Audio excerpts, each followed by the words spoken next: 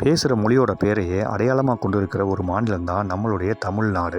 சில சந்தர்ப்பங்களில் தமிழ்நாடு ஒரு தனி நாடு, தமிழ் தேசியம் போன்ற குரல்கள் எல்லாம் கேட்க முடியுது. இதெல்லாமே உண்மையிலேயே நடக்குமா? தமிழ் மொழி ஒரு அற்புதமான மொழி, ஏராளமான இலக்கிய வளம் இருக்கிற மொழி. ஆனால் மொழி மட்டுமே ஒரு நாட்டை கட்டமைக்கிறதுக்கான அடிப்படை காரணியாக அமையுமா?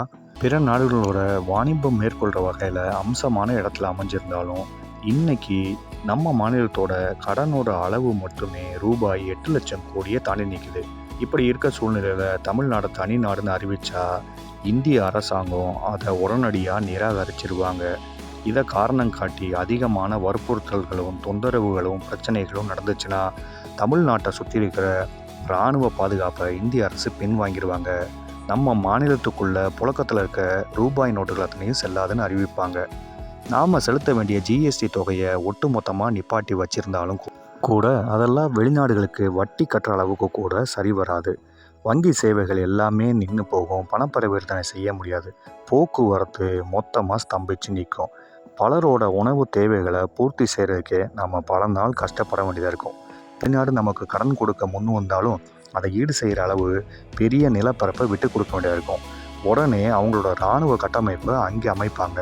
இதனுடைய உண்மையான அர்த்தம் நாம் திரும்பவும் அடிமைகளாக மாறிட்டோங்கிறது தான்.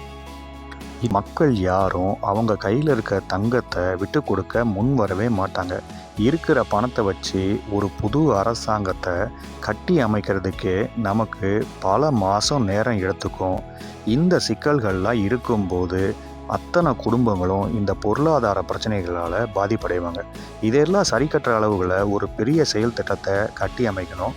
அப்படி ஒரு செயல் திட்டத்தை உருவாக்குறதுங்கிறது ஒரு தனி மனுஷனுக்கு சாத்தியமே இல்லாத ஒரு விஷயம்.